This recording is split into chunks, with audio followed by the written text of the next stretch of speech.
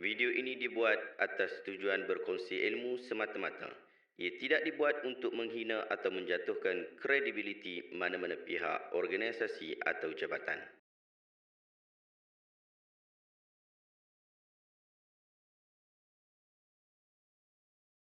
Assalamualaikum warahmatullahi wabarakatuh. Saya Syekh Budin. Terima kasih banyak kerana anda berada di channel YouTube saya dan terima kasih banyak jika anda telah tekan butang subscribe. Kalau belum tekan butang berkenaan, tekan butang itu sekarang. Jika ada video-video yang bermanfaat, insya-Allah akan ada di feed YouTube anda. Sahabat-sahabat, beberapa hari ini saya diminta untuk react kenyataan Al-Fadhil Tuan Guru Haji Abdul Hadi Awang berkaitan tentang surat terbuka kepada jemaah haji dan umrah yang tidak mengundi yang beliau tulis pada hari Rabu lepas. Jelasnya disebut dalam perenggan awal di situ, tulisan ini ditujukan kepada mereka yang tidak mengundi, khususnya kerana melaksanakan haji dan umrah, termasuk juga para peniaganya. Maka Tuan Guru telah memberikan situasi sehingga setiap kenyataan selepas itu boleh difahami dengan situasi yang telah disebutkan oleh Tuan Guru Haji Abdul Hadi Awang Hafizahullah. Sebelum mengulas lebih lanjut, penting untuk kita fahami beberapa perkara. Yang pertama, mengkritik Tuan Guru Haji Abdul Hadi Awang bukanlah pada gelaran ulama yang dimilikinya, tetapi di dalam kapasitinya sebagai ahli politik. Daripada sudut keilmuan, saya mengiktiraf kemuliaan ilmu itu kepada Tuan Guru Haji Abdul Hadi Awang. Bahkan saya juga banyak mengambil manfaat ilmu daripada tulisan-tulisan, kenyataan-kenyataan dan video-video penerangan Al-Fadhil Tuan Guru Haji Abdul Hadi Awang. Tetapi isu yang dibincangkan ini bukanlah pada isu gelaran yang terbaik yang telah ditempel kepada beliau itu, tetapi kepada pandangan beliau yang patut diberikan penjelasan. Itu yang pertama. Yang kedua, mengkritik PAS ataupun Perikatan Nasional bukan bermaksud mengkritik Islam. Kerana PAS berjuang untuk mengangkat Islam dengan cara politik, tetapi ia bukanlah agama itu sendiri. Sekiranya PAS mencadangkan perkara-perkara yang memajukan Islam, kita sebagai seorang Islam patut sokong walaupun kita bukan daripada kalangan ahli PAS. Tetapi jika PAS salah di dalam mengambil keputusan atau tidak bijak di dalam menguruskan rakyat, ia juga bukanlah tanda Islam bermasalah. Kerana Islam itu tidak pernah bergantung kepada PAS, tetapi PAS lah yang bergantung kepada Islam. Awak mungkin undi DAP, undi gerakan dan menyokong pakatan-pakatan yang seumpamanya Pakatan Harapan lah, pakatan-pakatan tertentu lah. Tetapi itu bukan bermaksud anda telah memusuhi Islam. Anda tidak jadi musuh Islam. Anda mungkin musuh politik PAS, tetapi bukan musuh Islam. Teknik kecoh dalam politik seperti menggunakan sentimen agama dan bangsa untuk menghasut orang supaya mengundi, mereka ini perlulah dimatikan di dalam politik tanah air. Sepatutnya umat Islam tidak bergantung pada nama Islam sahaja, tetapi dia menonjolkan keterampilan dan kemampuan seperti mana yang diajarkan Islam. Lalu dia menjadi orang Islam yang paling berhak untuk disokong dan diundi. Itu barulah dianggap sebagai tidak memisahkan Islam dan politik. Tetapi jika awak orang Islam tidak amanah pula di dalam pengurusan, rasuah pula dah, tidak berintegriti, maka awak telah memisahkan Islam daripada pemerintahan dan juga politik. Sahabat-sahabat, itu dua perkara yang telah kita sebutkan. Mesej kepada pembaca melalui tulisan Tuan Guru Haji Abdul Hadi Awang ini amat jelas dan juga kita perlu berhati-hati. Yang pertama, ia menggambarkan bahawa di Malaysia, Islam sedang berada dalam keadaan terancam sehingga tidak memerintah Malaysia. Oleh itu, kata Tuan Guru Haji Hadi, dia sebut, pendekatan damai melalui konsep demokrasi wajib diambil peluang oleh umat Islam secara fardu ain ke atas tiap-tiap orang Islam dalam hukum jihad menegakkan Islam di tempat masing-masing. Hal ini demikian kerana pilihan raya dan mengundi merupakan jalan bagi mendapatkan kuasa pemerintahan semula kepada Islam. Maka ia menjadi wajib hukumnya.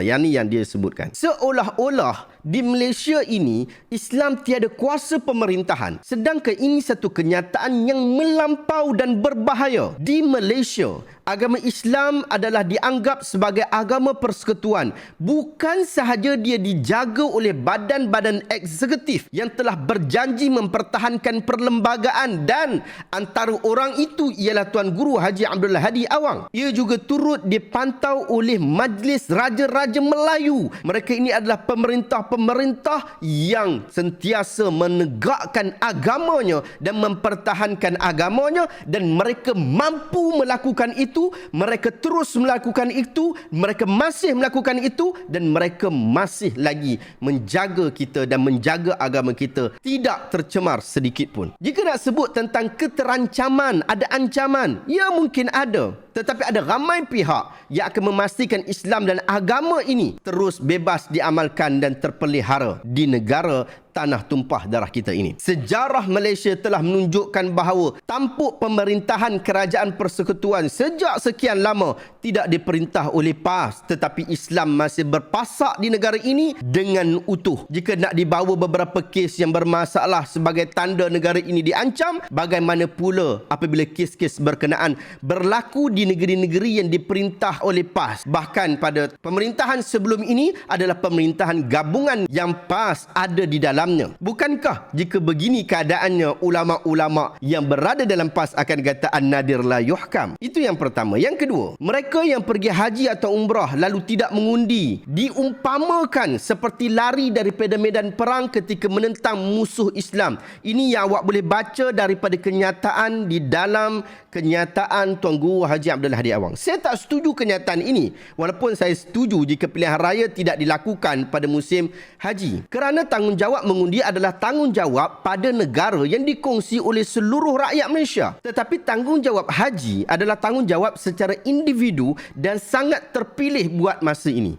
Bukan semua orang boleh pergi haji, walaupun ada dia duit, dia ada masa, dia ada tenaga, dia ada kesihatan, tetapi bukan semua orang terpilih. Apabila peluang itu ada, maka tidak layak disebutkan mereka ini sebagai melarikan diri daripada medan perang apabila mereka pergi haji. Hanya semata-mata tidak menuruti kehendak politik anda. Orang seperti ini, yang sentiasa berhujah seperti ini, tidak hanya akan mempersoalkan jemaah haji, mereka akan terus mempersoalkan sekiranya jemaah haji tadi dia tak pergi haji, kemudian mengundi, cuma tak mengundi parti dia, mengundi parti orang lain, tetap kena soal juga. Kerana apa yang dimahukan oleh kumpulan ini, mereka hanya mahu mengundilah aku dengan apa saja cara sekalipun, kerana ini adalah satu kewajipan. Akulah yang terbaik kerana akulah yang membawa agenda Islam. Ini adalah satu kefahaman yang salah sama sekali. Pilihan raya bukanlah medan perang seperti mana yang difahami oleh Islam. Ia adalah salah satu daripada banyaknya wasilah untuk mengangkat agama Islam dengan ijtihad berkelompok. Setiap Muslim yang menjadi ahli parlimen ataupun menjadi wakil rakyat hendaklah menunjukkan nilai Islam itu yang sebenar-benarnya, dan ini adalah satu tuntutan. Bukan hanya sekadar memakai logo kumpulan dan pakaian keagamaan sahaja. Hari ini kita dapati PAS telah mempunyai keanggotaan parlimen terbesar di Malaysia. Maka sudah sepatutnya kita mendengar dan melihat bagaimana sebenarnya orang Islam yang membawa identiti agama itu berbahas, bagaimana mereka bijak berbincang, bagaimana mereka pandai di dalam menguruskan urusan-urusan penting rakyat bawahan yang telah mengundi mereka pada pilihan raya yang lalu. Sekarang PAS tidak perlu lagi berkempen kerana mereka telah diangkat sebagai pemimpin. Bahkan beberapa negeri telah dimenangi oleh PAS. Maka sangat wajar bagi PAS menunjukkan wajahnya yang membawa identiti, yang membawa gambaran, yang membawa petunjuk Islam yang paling indah. Tunjukkan awak ada kekuatan dan kepimpinan di dalam menguruskan hal ehwal rakyat, menguruskan isu-isu bencana alam, menguruskan ekonomi dan isu-isu kesihatan rakyat tempatan. InsyaAllah jika anda perform dalam hal ini, kami semua akan menyokong, tak kiralah dia itu Islam, non-Muslim ataupun sebagainya. Dan apa yang anda lakukan itu adalah satu perkara yang terbaik, dan ia akan mengangkat diri anda parti anda, bangsa anda dan agama anda. Saya adalah rakyat Marhain yang tidak memakai apa-apa baju politik. Saya mengundi pada sesiapa yang mampu memberikan keyakinan untuk mempertahankan dan memajukan negara ini. Sekiranya dia adalah orang Islam tetapi sudah terbukti dia memang tak boleh diharapkan, dia adalah ahli parlimen yang tak boleh pakai, tak ada benda apa-apa yang dia buat kepada rakyat, maka kemudian saya tidak akan mengundi mereka. Saya lebih rela mengundi seorang non-Muslim yang dapat menguruskan negara kita ini dengan lebih baik, sehingga Islam itu lebih terjamin dan dipandang lebih mulia di negara kita tercinta ini. Wallahu ta'ala a'lamu bissawab. Adakah anda dapat sesuatu ilmu yang bermanfaat pada hari ini? Jika anda rasa video hari ini bermanfaat, tekan butang share, semoga orang lain juga mendapat manfaat yang sama. Like dan juga komen di bahagian komen di bawah. Terima kasih banyak. Assalamualaikum warahmatullahi wabarakatuh.